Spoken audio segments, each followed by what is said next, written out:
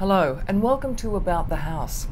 Australia, it seems, loves its drugs, and the ice epidemic that this country now faces is the topic of a joint parliamentary law enforcement inquiry into crystal methamphetamine. Professor Gordian Fulde is the Director of Emergency Medicine at St Vincent's Hospital in inner Sydney. I met with Dr Fulde prior to a public hearing on the topic to find out just what our health workers are dealing with when it comes to the ever-expanding scourge that is ice. We see the new drugs appear, right? Because it's sort of party central and a lot of those drugs come and go, but we were aware of crystal meth in the rest of the world, and we actually were waiting for it to come, and it didn't come. It took a while, and then suddenly we started having these incredibly stereotyped, unfortunately, crazy, out of control people, something we'd never seen to that extent. Even a psychiatrically, totally psychotic patient, not the same. But that was sort of only a few here and there. So this is over a decade ago.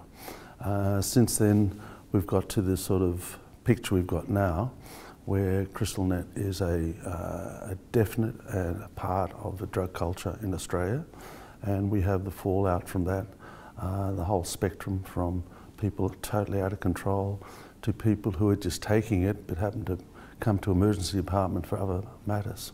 But we get a phone call from the ambulance that the police and the ambulance are bringing somebody in, and they are just totally have no higher functions in their brain. They're very violent, totally unreasonable, and they've got to be brought in with several people holding them, and then we have to chemically sedate them.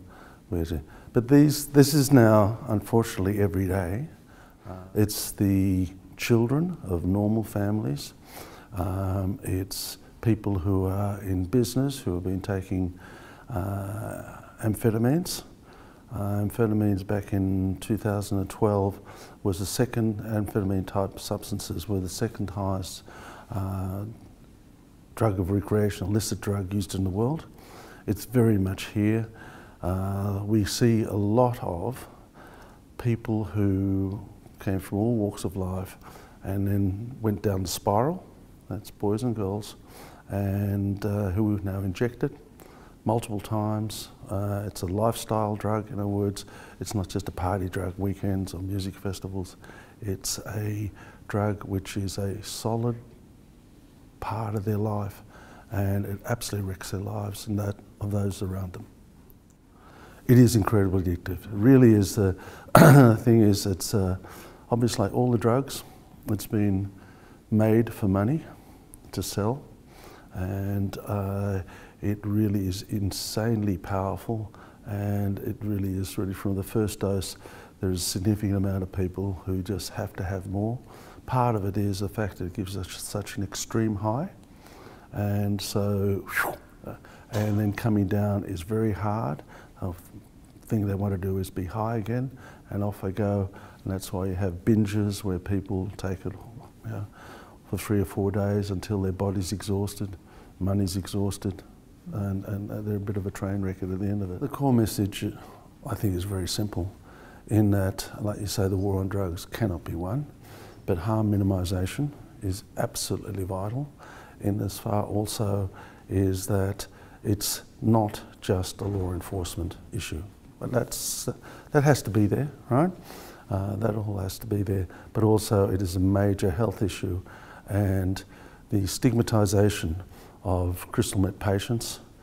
It's one of those things where relatives are in fear, friends are in fear, they're ashamed.